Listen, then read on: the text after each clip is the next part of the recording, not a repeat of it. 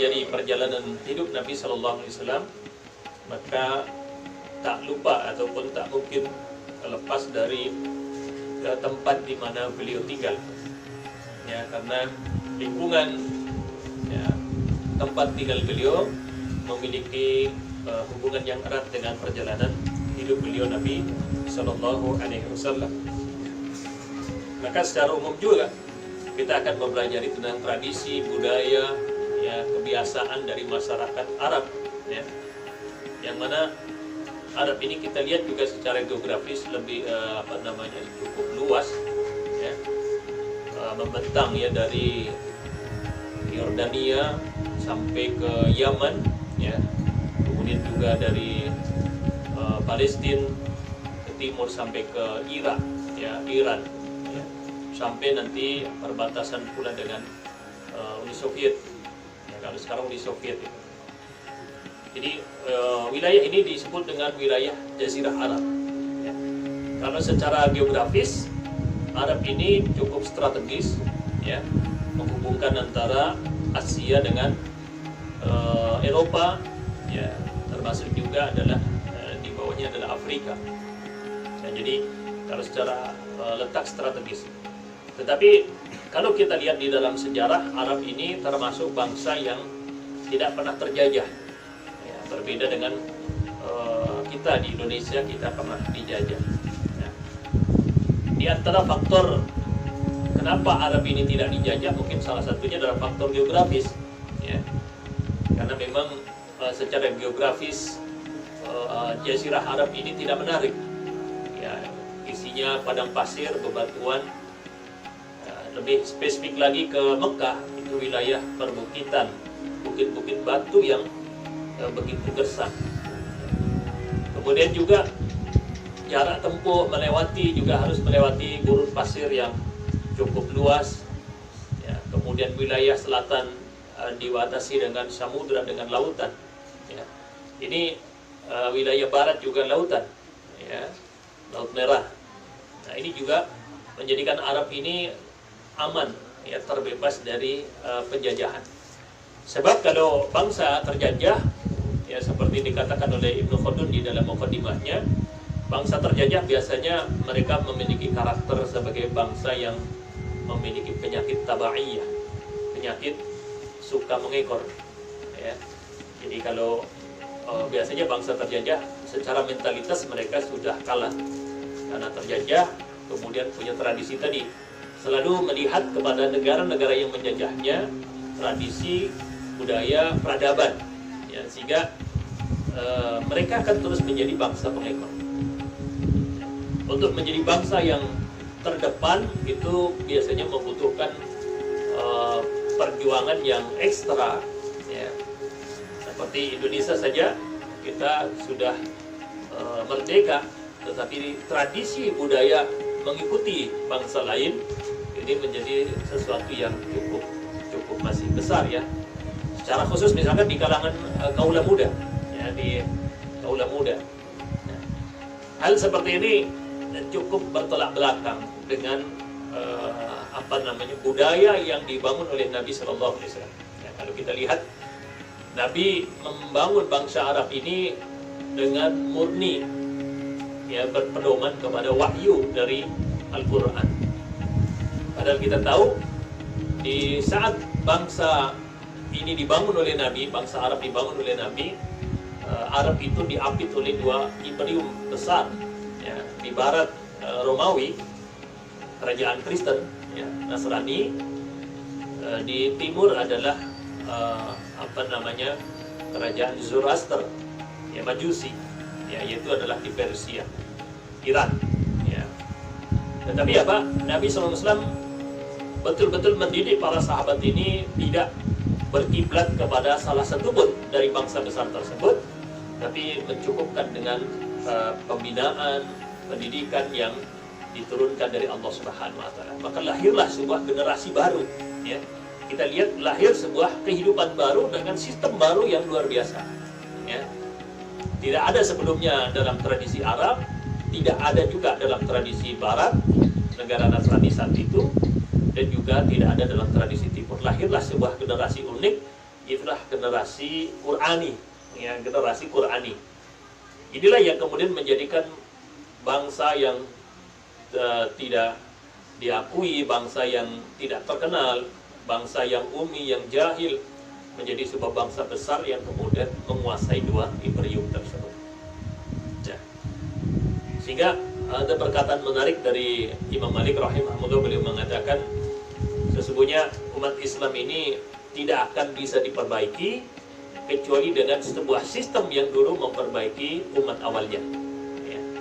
Jadi umat Islam nggak bisa diperbaiki, ya, menjadi bangsa besar yang Islami, ya, kecuali dengan cara yang dipakai dulu untuk memperbaiki umat awal.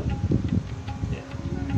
Nah, sekarang misalkan kita autokritik, ya, kepada kita umat Islam di Indonesia, di saat guru-guru besar kita, dosen-dosen, ya, justru berkiblatnya kepada Barat, sehingga kemudian apa? Justru melahirkan sebuah ajaran budaya-budaya yang kontra dengan tradisi Islam. Nah, lahirlah Islam liberal yang kemudian justru merusak tatanan Islam yang seharusnya tidak terjadi seperti itu. Ya. Dulu Rasulullah SAW beliau melihat Umar bin Khattab radhiyallahu anhu memegang lembaran Taurat saja, beliau mengatakan injahan, ya, wahai Umar, buang itu. Ya, kita tidak membutuhkan itu. Ya, kita tidak butuh Taurat, kita tidak butuh apapun. Ya, bahkan beliau mengatakan seandainya Nabi Musa hidup pun zaman sekarang tidak halal, tidak boleh baginya kecuali dia bermakmum kepada Nabi Sallallahu Alaihi Wasallam. Dan kalau kita lihat Bapak Ibu jamaah sekalian yang dirahmati Allah SWT, sejarah membuktikan, ya, bagaimana kemudian umat ini fokus pembinaan masyarakatnya kepada agamanya, ya, kembali kepada agamanya, kemudian Islam itu bangkit, dan puncaknya Islam itu kemudian memimpin peradaban. Bahkan dulu Bapak Ibu sekalian, kita umat Islam itu 800 tahun yang memimpin Eropa, yaitu di Spanyol. Ya, saat itu adalah Andalusia. 800 tahun umat Islam memimpin. Bahkan dulu bangsa Eropa selalu nunggu apa trennya Islam, ya. Kemudian mereka meniru. Ya, seperti zaman kita umat Islam, apa trennya Barat, kemudian kita ikut-ikutan. Dulu mereka mengikuti tren Islam. Ya. Tentu 800 tahun itu tidak sebentar, itu sebuah waktu yang sangat lama, 8 abad. Dan dari situlah kemudian Islam mewarnai keilmuan, ya, menjadi salah satu sebab lahirnya ataupun bangkitnya Eropa dengan keilmuan. Karena tidak ada agama manapun yang menyerukan kepada keilmuan seperti agama Islam. Ya, tidak ada agama manapun, nggak ada. Ya. Jadi kalau kita Islam, kita tahu semua hadisnya mengatakan thalabul ilmi fardhun ala kulli muslim, menuntut ilmu wajib, sehingga umat Islam wajib belajar. Ya, tapi kalau agama lain tidak, yang wajib belajar hanya ulamanya saja. Ya, kalau umatnya, jamaahnya, mereka cukup melaksanakan ibadah, mengikuti, ya, apa yang dilihat dari ulama-ulama mereka. Nah, tapi kalau umat Islam tidak, ulamanya wajib belajar, umatnya juga wajib belajar di sini. Nah, sehingga kemudian budaya belajar ini menjadi budaya Islam yang luar biasa bangkit. Ya, kemudian di zaman itu sampai orang malu kalau jadi orang bodoh, malu karena semua orang pintar itu. Ya, semua orang jadi orang pintar. Nah, maka dengan kebangkitan ini, kebangkitan keilmuan, kebangkitan semangat belajar, bangkitlah Islam. Ya, bangkitlah Islam.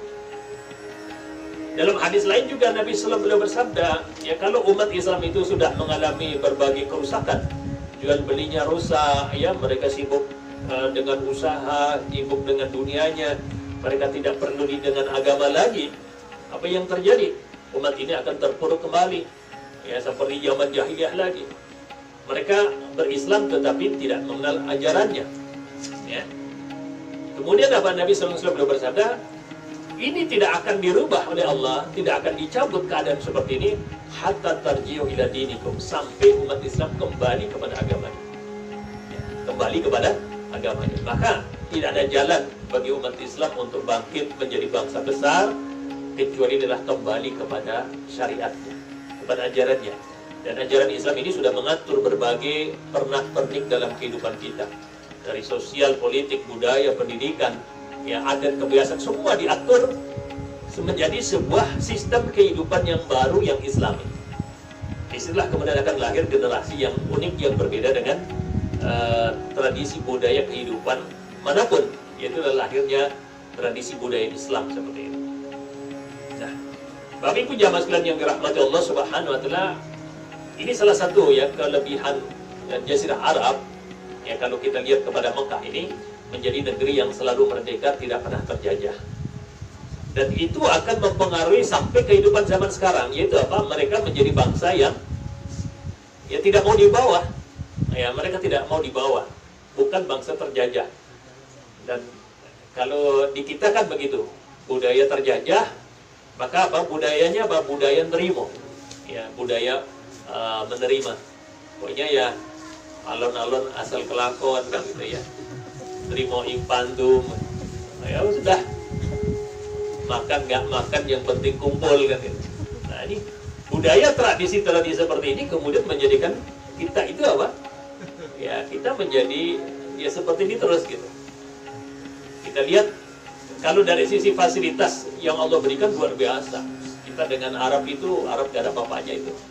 Minyak ya ada, emas ada, tambang ada kita ya. Pertanian luar biasa, nanam apa saja bisa tumbuh. Ya.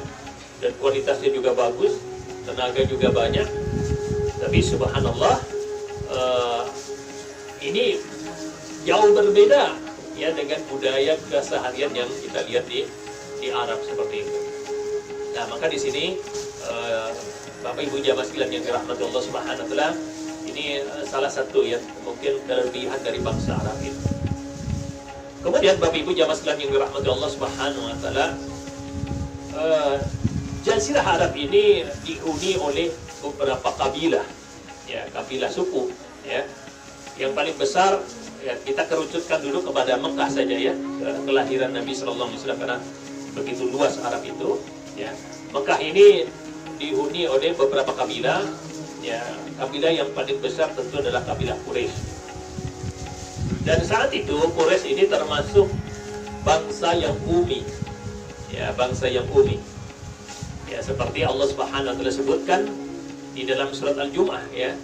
Ya, dialah yang mengutus Rasul kepada ummi, bangsa yang ummi. Ya. Bangsa yang ummi sering kita terjemahkan dengan bangsa yang tidak bisa baca dan tulis. Ya, jadi tidak bisa baca dan baca tulis. Ya, sehingga kehidupannya tentu sangat kehidupan yang sederhana. Ya. Kalau ummi itu diterjemahkan dengan ataupun dimaknai dengan bangsa yang tidak bisa baca tulis. Kalau yang bisa baca tulis saat itu dinamai dengan kitabi. Ya, kitabi itu adalah ahlul kitab. Ya, orang Yahudi, orang Nasrani, mereka udah pintar itu. Baca tulis, industri, ya. Kalau berbicara tentang perang, mereka sudah maju di dalam persenjataan perang, strategi perang, pasukan dan seterusnya, mereka sudah maju. Karena mereka bangsa yang memang sudah berilmu, ya, turun kitab kepada mereka itu. Ya. Adapun bangsa Mekah yang ada di Quraisy ini ataupun bangsa masyarakat yang ada di Quraisy, mereka orang yang tidak bisa baca tulis, ya, yang bisa hanya cuma 1-2 orang saja, ya, bisa dihitung dengan jari. Termasuk diantaranya yang tidak bisa adalah Nabi kita, Nabi Muhammad Sallallahu Alaihi Wasallam. Bila tidak bisa baca tulis, ya. Ya, baca tidak bisa, menulis juga tidak bisa. Ya. Tetapi apa? Itulah hikmah yang memang diatur oleh Allah Subhanahu wa taala. Jadi beliau sebagai seorang yang ummi, yang tidak bisa baca tulis, itu yang kemudian menutup celah ya dari orang-orang yang tidak suka kepada syariat yang beliau bawa untuk menuduh kalau syariat itu adalah buatannya Nabi Muhammad Sallallahu Alaihi Wasallam. Sehingga tidak ada orang mengatakan syariat Islam itu buatannya Muhammad, itu nggak ada. Kenapa? Karena memang sejak awal Nabi tidak bisa baca tulis. Orang kalau tidak bisa baca tulis tidak mungkin dia buat aturan, dia buat ya seperti kita lah, aturan dalam agama sesuatu tidak mungkin. Ya, sehingga tidak ada tuduhan-tuduhan seperti itu. Dan itu juga menunjukkan bahwasanya apapun yang dibawa oleh Nabi Sallallahu Alaihi Wasallam itu adalah berdasarkan wahyu dari Allah Subhanahu wa taala. Ya, dikatakan bahwasanya wa may yantiqu 'anil hawa in huwa illa wahyun yuha. Ya. Tidaklah yang diucapkan, disampaikan oleh Rasulullah itu adalah dari beliau sendiri, dari hawa nafsu beliau sendiri, tetapi itu adalah dari wahyu yang diwahyukan kepada beliau Nabi Sallallahu Alaihi Wasallam. Nah ini sehingga semakin menambah keimanan kita, keyakinan kita bahwasanya apa yang diajarkan oleh beliau adalah murni dari Sang Pencipta kita, yaitu Allah Subhanahu wa Ta'ala. Kemudian Bapak Ibu jamaah sekalian yang dirahmati Allah Subhanahu wa Ta'ala, dari bangsa yang umi tadi, yang tidak bisa baca tulis lagi, sehingga tergambar di dalam diri kita bagaimana tradisi, ya, kebiasaan masyarakatnya. Ya. Maka kita coba lihat yang pertama dari tradisi agama. Ya, karena setiap manusia itu pasti ada naluri agamanya. Ya, ada naluri agamanya. Ya, seperti di dalam hadis dikatakan kullu mauludin yuladu 'alal fitrah. Setiap manusia yang lahir itu dilahirkan dalam keadaan fitrah. Apa artinya fitrah? Fitrah adalah Islam. Ya. Tetapi apa? Bapak ibunya lah, lingkungannya lah yang menjadikan seseorang itu tumbuh menjadi dia Nasrani, Majusi, ataupun Yahudi, ataupun apapun. Itu adalah lingkungannya. Ya, lingkungan pertama tentu adalah keluarga bapak ibunya itu. Nah, sehingga manusia bisa dia lahir, maka ada naluri ketuhanan yang dibawa. Ya, sehingga apa? Dia nanti akan mendapatkan pencerahan atau tidak di dalam masalah ketuhanan tentang mencari Tuhannya itu. Ya, itulah yang akan menentukan bagaimana keyakinan itu. Ya. Sehingga kalau kita lihat orang-orang yang hidup di pedalaman, di hutan saja, mereka punya tradisi ketuhanan. Ya. Mereka ada naluri fitrah untuk mencari Tuhannya. Ya. Karena tidak ada dai, tidak ada pencerahan agama, tidak ada pendidikan, ya mereka menganggap pohon sebagai Tuhan. Ya. Ada yang menjadikan batu sebagai Tuhan, bahkan hewan sebagai Tuhan. Ya. Kan gitu ya. Kenapa terjadi seperti itu? Karena tidak ada dakwah, ya, tidak ada pencerahan, sehingga kemudian fitrah ketuhanan itu kemudian menyimpang. Ya. Ini kemudian terjadi sampai hari ini. Ya. Maka kalau kemudian ajaran Islam ini yang sangat fokus kepada prinsip-prinsip ketuhanan ini kemudian diajarkan, maka siapapun itu bisa menerima Islam. Yang penting apa? Yang penting hatinya bersih. Hatinya bersih dalam artian dia betul-betul ingin mencari kebenaran tentang ketuhanan. Maka akan ketemu dengan Allah Subhanahu wa Ta'ala. Kenapa? Karena Al-Quran itu membimbing luar biasa bagaimana memahami tentang konsep ketuhanan. Itu luar biasa itu. Ya, nanti kita bahas di fase-fase awal ya tentang dakwahnya Nabi SAW, bagaimana fokus kepada konsep ketuhanan itu. Nah, di Jazirah Arab ini juga begitu, ya. Secara umum mereka agamanya adalah mengikuti agama dari tinggalannya Nabi Ibrahim alaihissalam. Ya, Nabi Ibrahim alaihissalam. Karena Nabi Ibrahim inilah yang kemudian berada di Mekah, ya, kemudian bersama putranya, ya, yaitu adalah Ismail yang membangun Ka'bah dan meninggalkan ajaran, yaitu ajarannya Ibrahim kepada generasi setelahnya. Tetapi menjadi sunatullah dalam kehidupan manusia bahwasanya ajaran agama semakin lama itu semakin memudar, ya, seperti air. Air semakin jauh dari sumber mata airnya maka semakin keruh, semakin keruh, semakin keruh. Ya. Semakin jauh lagi semakin keruh. Ya, maka sejernih-jernihnya air di muara, ya, itu tidak mungkin akan sejernih di hulunya, di sumbernya. Ya, sebaik-baik air tetap adalah yang di sumbernya itu. Begitu juga sebaik-baik agama adalah agama yang masih murni di sumbernya. Ya, maka sangat rekomendasi mempelajari agama langsung ke daerah sumbernya. Ya, ke Mekah, ke Madinah. Kenapa? Karena disitulah agama itu diturunkan. Sehingga agama itu kemudian masih betul-betul murni, tidak banyak tercampur dengan budaya, tradisi, kebiasaan masyarakat. Ya. Ini fakta seperti itu. Ya. Sehingga setelah meninggalnya Ibrahim, Ismail dan seterusnya, kemudian keberagaman masyarakat Arab saat itu juga mengalami penurunan sampai pada titik nadir, sampai titik yang sangat memprihatinkan. Bahkan salah satu budaya dari bangsa Mekah ini, orang-orang Mekah ini, budaya mereka adalah jualan. Ya, mereka berdagang, berbisnis, jualan ke Yordania, Palestina, ya saat itu. Sehingga mereka bukan hanya berinteraksi tentang masalah jualan, tentang masalah bisnis, tetapi juga saling melihat tentang perilaku budaya masyarakatnya ini. Ya. Disebutkan oleh beberapa ahli sejarah, sampai kemudian ada seorang tokoh, ya, tokoh dari Quraisy yang bernama Amr bin Luhai, ya, Amr bin Luhai dari salah satu suku di Khuza'ah. Dia yang kemudian melihat, ya, keberagaman orang-orang Yordania, orang-orang Romawi Timur, ya, saat itu, yang mereka itu menyembah patung, ya, mereka itu menyembah patung.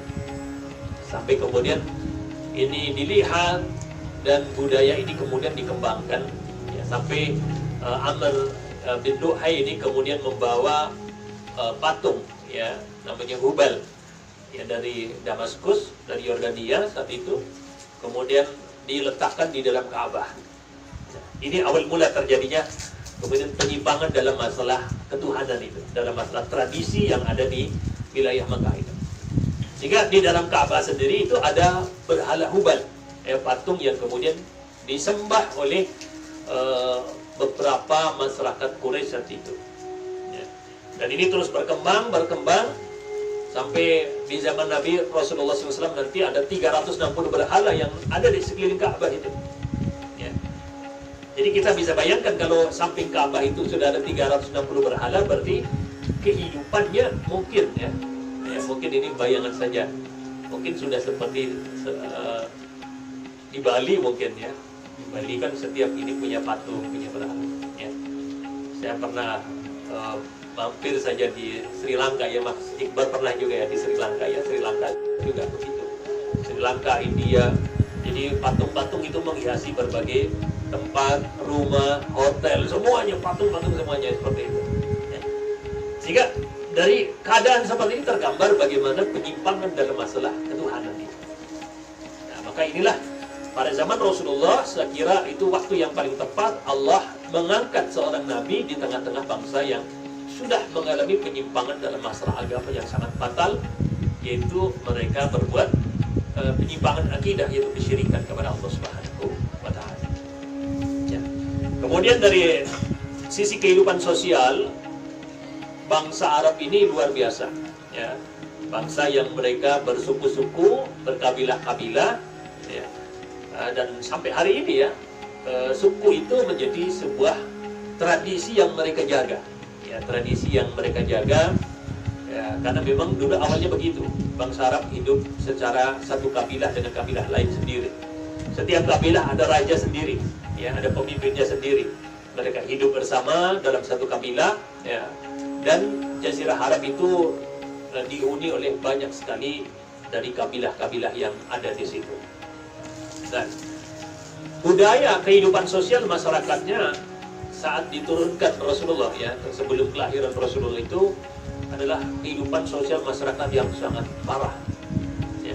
Bayangkan orang nggak bisa baca tulis, ya, kemudian tidak mengenal peradaban, nggak ada apa-apa, ya, seperti, ya, mungkin, ya, lebih parah lah mungkin dari 300 tahun, 400 tahun lalu bangsa Indonesia mungkin itu. Ya.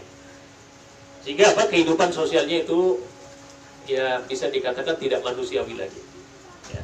Misalkan apa? Masyarakat situ laki-laki itu beristri tanpa batasan, ya, jadi mau punya istri berapa saja itu boleh. Itu tradisi, kebiasaan itu nggak bisa, yang namanya tradisi, yaitu sudah menjadi adat kebiasaan masyarakat. Ya. Begitu juga perempuan boleh mereka poliandri, memiliki pasangannya bebas. Ya. Nanti pada saat lahir seorang anak, ya, tinggal si istri tunjuk, ya, siapa yang dia suka jadi bapak untuk anaknya, maka yang ditunjuk harus jadi bapaknya. Ya. Bayangkan itu. Bahkan yang lebih parah lagi dalam masa itu adalah, jadi kalau ada keluarga, ya, ada satu keluarga menginginkan keturunan yang bagus, maka kadang istrinya itu disuruh untuk bergaul dengan laki-laki tersebut. Ya. Kemudian apa? Ya, di saat lahir anak, ya itu anak mereka. Ya, bukan anak biologisnya, tapi anak dari keluarga tersebut. Bayangkan kehidupan seperti ini. Ya. Maka betul-betul jahiliyah sebagai zaman kegelapan ya seperti itu. Ngeri sekali. Ya, ya artinya kalau zaman ini, maaf ya, artinya prostitusi lah kan gitu ya, pelacuran itu masih. Nah kalau zaman dulu ya sudah menjadi tradisi kebudayaan, ya orang mau nikah bebas, ya dia bahkan laki-laki pun bebas tanpa batasan mau menikah berapapun. Ya. Nah ini bagus untuk kita lihat nanti begini. Jadi kenapa Rasulullah itu istrinya banyak kan gitu ya. Nah, maka salah satu faktor yang kemudian harus dikaji juga adalah memang tradisi adat budaya masyarakat saat itu. Ya bukan hanya Arab, Indonesia saja. Raja-raja yang ada di Jawa ini kebanyakan nggak ada istrinya satu tuh nggak ada. Ya, permaisuri satu, tapi selirnya banyak kan begitu. Itu tradisi, dan itu tradisi itu tidak bisa dibantah. Nah, sehingga kemudian di saat itu Nabi SAW memiliki beberapa istri. Ya, kita lihat dari sisi budaya seperti itu, dan Rasulullah itu membatasi, ya, dibatasi. Ya, kemudian umatnya itu pun dibolehkan dengan batasan. Nah, ini jadi kita lihat pada pada sejarah dari budaya Arab yang terjadi saat itu. Nah, maka kalau kita lihat kehidupan sosial yang seperti ini, tidak terbayang bagaimana rusaknya masyarakat. Ya, nggak jelas orang ini anaknya siapa itu nggak jelas itu ya. Secara biologis kamu anaknya siapa? Nah, bisa saja yang menjadi bapaknya bukan bapaknya. Ya. Nah kalau kehidupan sudah seperti ini, maka itu adalah sebuah kehidupan yang sangat rusak. Ya. Di sisi lain, Bapak Ibu jamaah sekalian yang dirahmati Allah Subhanahu Wa Taala, kuatnya fanatik terhadap kesukuan mereka menjadikan mereka orang yang tidak mampu ataupun tidak mau membedakan salah dan benar untuk kabilah mereka. Ya. Sehingga ada sebuah tradisi yang ini kemudian menjadi hadis. Salah satunya adalah hadis Rasulullah, unsur akhaka zaliman aw madluman. Ya. Tolonglah saudaramu satu kabilah itu, baik dia zalim atau dizalimi. Ya, salah atau benar harus ditolong. Nah, ini tradisi suku ya, kabilah di saat itu. Jadi kalau ada keluarga satu kabilah itu yang kemudian salah, ya tetap harus ditolong. Ya. Nah, jadi standar kebenarannya adalah kabilahnya. Kalau menurut kabilah ini kita harus dibela, ya harus dibela walaupun salah. Sehingga nggak ada lagi salah benar kemudian ditegakkan keadilan di situ, tidak ada. Nah, tapi hadis ini kemudian pada zaman Nabi SAW tentu prakteknya berbeda. Sehingga kemudian para sahabat bertanya, ya Rasulullah, kalau menolong saudara yang dizalimi kita sudah tahu, tapi bagaimana caranya kita menolong orang yang zalim? Ya, maka Nabi jelaskan, cara menolong orang yang zalim adalah hentikan biar dia tidak berbuat kezaliman lagi. Nah, ini diantara budaya. Ya, sehingga kalau kita lihat ya kehidupannya sangat kacau semrawut. Ya. Kemudian sisi lain, Bapak Ibu jamaah sekalian yang dirahmati Allah Subhanahu Wa Taala, kalau dari sisi kondisi kehidupan ekonominya, ya sebenarnya ya mereka susah ya, karena mereka hidup di daerah tandus, gersang, air juga susah.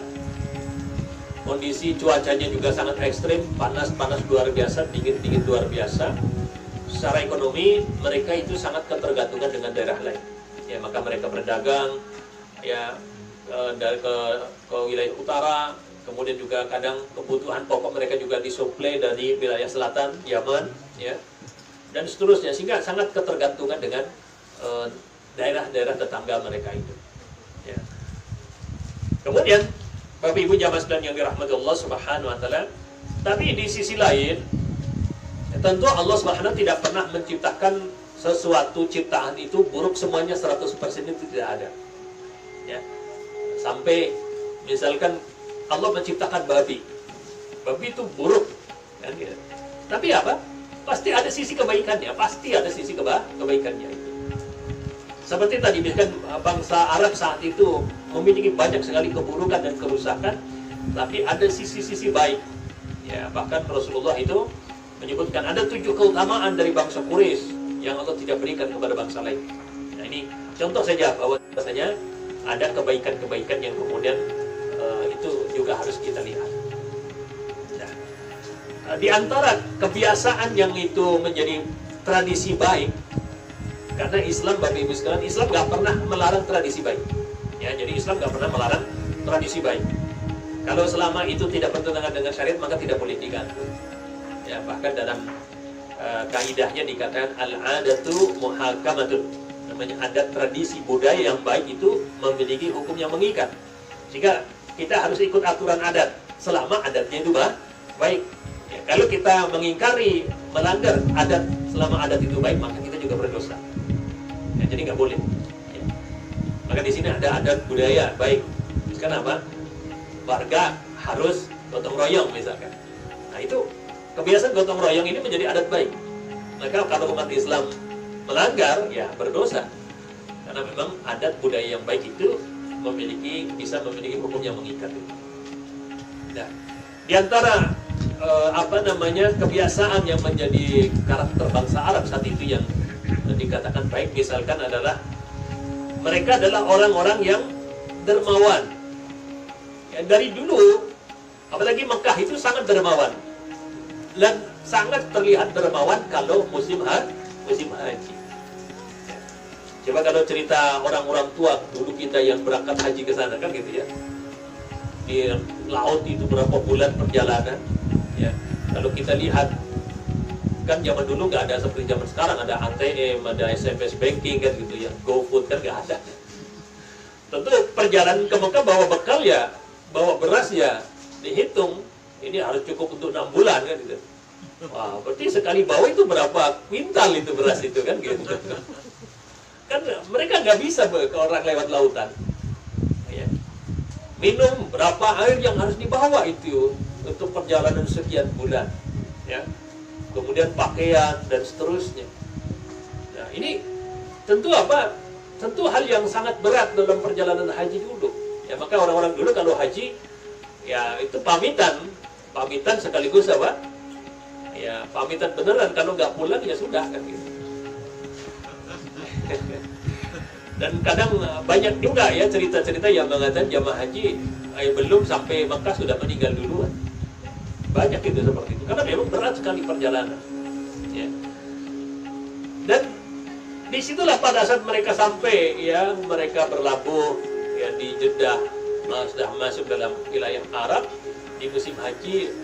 Mereka sangat senang karena Pak, orang-orang Arab itu orang-orangnya dermawan luar biasa. Sampai hari ini Pak, sampai hari ini kalau kita lihat di bulan Ramadan dan di bulan haji, orang sana itu dermawannya luar biasa. Ya, hanya kita nggak usah kerja, nggak usah ngapa-ngapain di sana udah kenyang itu Pak. Ya, makan, minum, apa semua, bahkan uang saja, ya mereka bagi-bagi, mereka kasih-kasih itu. Ya, itu sampai hari ini. Jadi orang Arab itu dermawan Pak, dermawan luar biasa. Ya, ini tradisi budaya yang ada pada diri Pak. Ya, kalau kita orang Jawa, budayanya dermawan atau pelit Pak?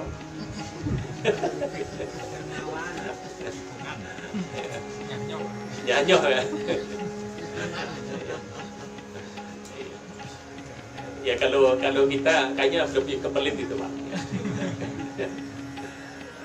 Jadi kalau Arab seperti itu, ya kita kayaknya nggak seperti itu. Kemudian diantara yang luar biasa juga tradisi mereka jadi adalah mereka orang-orang yang sangat memuliakan tamu. Ya, memuliakan tamu. Jadi kalau ada tamu yang datang, mereka luar biasa. Sampai hari ini Pak. Ya, saya pernah datang ke rumah ada salah satu dosen ya, rumahnya luar biasa. Ya kita bahkan kalau nggak bener-bener ini kita ada sisi kadang malas juga. Kenapa malas? Karena kalau kita dijamu, jamunya itu kelewatan itu Pak. Dijamu kelewatan. Jika kadang kita keluar dari rumahnya malah pusing gitu. Ya. Kalau di sana kan ayam itu kan paling jadi 2, jadi 4 lah itu Pak. Satu ayam itu ya. Jadi kadang mahasiswa kita, teman-teman kita yang kuliah di sana, sekali makan kan ayam setengah itu Pak. Itu, jadi kalau sekali kita disuguh ya kita sampai kelenger itu. Sampai kelenger. Nah, jadi jadi kalau tradisi menjamu tamu itu sangat luar biasa. Sangat luar biasa ya. Jadi bukan hanya makan, ya kadang uang, ya pakaian dan semuanya itu luar biasa. Ya, bahkan ada kebiasaan mereka sampai dikatakan di saat mereka kedatangan tamu, mereka hanya punya unta.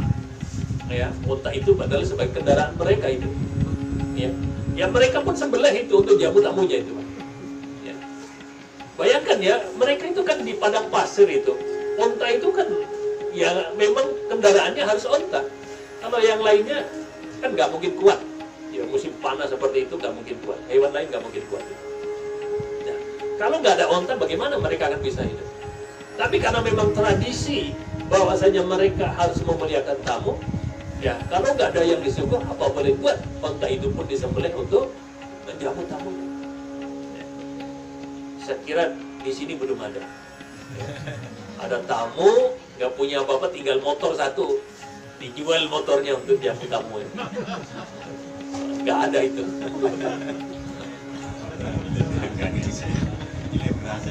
Iya. Paling yang terjadi apa? Paling ngutang ke warung kan gitu ya. Paling itu aja. Tapi kalau di sana terbiasa, unta disembelih itu jamu tamu. Nah itu tradisi yang memang ada, kebaikan yang ada sejak zaman jahiliyah itu, dan itu diabadikan. Ya, maka di saat itu Rasulullah diangkat menjadi nabi, salah satu syarat sempurna iman adalah menjamu tamu. Nah ini Bapak Ibu sekalian, ini tradisi yang harus jangan sampai punah. Ya, ini tradisi Islam. Ya, dikatakan oleh Rasulullah, tidak akan sempurna iman salah seorang di antara kalian sampai apa? Memuliakan tamunya. Ya, jadi kalau ada tamu, muliakan tamunya. Ya, muliakan itu intinya bagaimana tamu itu merasa betah, senang. Ya, kalau orang Arab kan gitu ya. Ya, disambut ahlan wa sahlan gitu. Ahlan wa sahlan itu apa? Ya, hampir artinya selamat datang, kamu sudah seperti bagian keluarga kami. Ahlan kan artinya keluarga itu. Ahlan wa sahlan. Jadi tamu itu langsung dianggap sebagai apa? Sebagai keluarga sendiri. Ya, pokoknya di luar biasa itu. Nah, maka bagaimana tamu datang ke rumah kita, dia senang, nyaman, ya, betah seperti di rumah sendiri. Nah, ini orang yang bisa melakukan seperti ini itu menunjukkan apa? Kesempurnaan iman orang tersebut. Ya. Nah, ini di antara hal yang kemudian perlu untuk dilestarikan, kebaikan yang sejak jahiliyah, sejak dulu ada, kemudian pada saat Islam turun, itu kemudian diabadikan menjadi tradisi Islam, menjadi penyempurna keimanan seorang muslim ini. Kemudian yang seterusnya adalah mereka orang-orang yang pemberani. Ya, jadi orang-orang Arab itu orang-orang yang sangat pemberani. Ya, kita bayangkanlah orang hidup di keadaan seperti itu, kalau nggak berani tentu apa? Tentu nggak bisa hidup. Mereka berdagang dalam perjalanan yang sangat jauh, 1 bulan bisa perjalanan dari Mekah itu. Ya, 2 bulan untuk dagang perjalanan melewati daerah yang seperti itu, yang sangat terkenal dulu. Apa namanya? Begal, rampok, itu sesuatu yang sangat terbiasa dalam kehidupan sehari-hari itu. Ya. Sehingga apa? Bekal yang dibawa oleh orang-orang Arab saat itu apa? Dalam perjalanan yang pasti dibawa minimal, dan itu nggak bisa lepas adalah pedang. Ya. Sehingga apa? Di saat kita lihat di dalam umrohnya Rasulullah ya di tahun ke-6, beliau 6 tahun meninggalkan Mekah, beliau ingin umroh. Ya, maka Rasul itu mengatakan kepada orang-orang Quraisy ya bahwasanya kita tidak ingin berperang, kita tidak membawa senjata, kecuali hanya apa? Hanya pedang yang biasa dibawa dalam perjalanan saja. Nah, jadi kalau zaman dulu pedang, ya, zaman sekarang HP Pak. Pakai Google Map kan gitu ya, biar nggak nyasar. Ya. Nah, jadi apa? Mereka nanti kesehariannya pegangnya adalah pedang. Nah, kalau orang kesehariannya pegangannya adalah pedang, itu tergambar bahwa dia orang yang ya orang yang kuat, orang yang berani, orang yang tangkas kan gitu. Kan gitu ya. Di kita kan nggak ada kan setiap hari ya, pegangannya pedang, samurai kan nggak ada.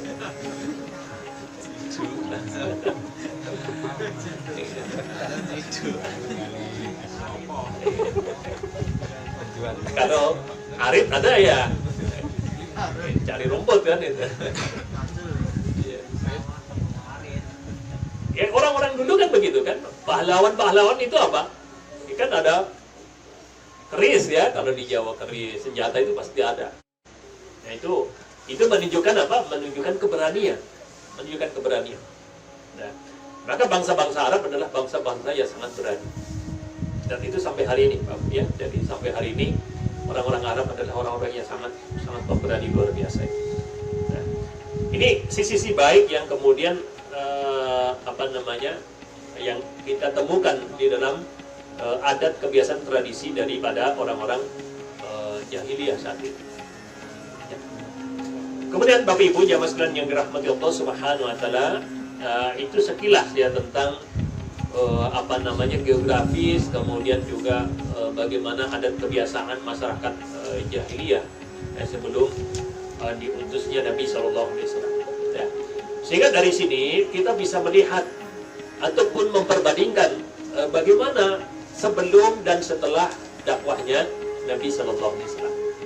Disitulah secara jelas terlihat bagaimana hasil daripada dakwah dan seberapa besar perubahan yang dilakukan oleh Islam. Ya, sehingga kita bisa melihat ternyata Islam itu betul-betul yukhrijuhum minadh dhulumati ilan nur. Islam itu menjadikan orang-orang itu lepas dari kejahiliahan, ya kebodohan, keterbelakangan kepada kemuliaan, kejayaan.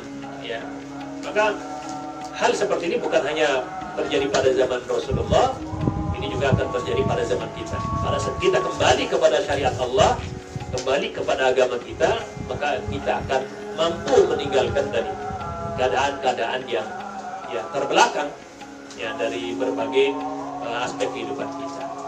Nah, mungkin itu dulu Bapak Ibu jamaah sekalian yang dirahmati Allah Subhanahu wa taala, ya, apa yang bisa kami sampaikan ya.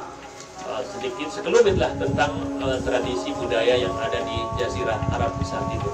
Semoga ada manfaatnya, kurang lebihnya mohon maaf yang sebesar-besarnya. Mari kita akhiri. Subhanakallahumma bihamdik, asyhadu an la ilaha illa anta, astaghfiruka wa atubu ilaik. Wa sallallahu ala nabiyyina Muhammadin wa ala alihi wa sahbihi ajma'in. Assalamualaikum warahmatullahi wabarakatuh.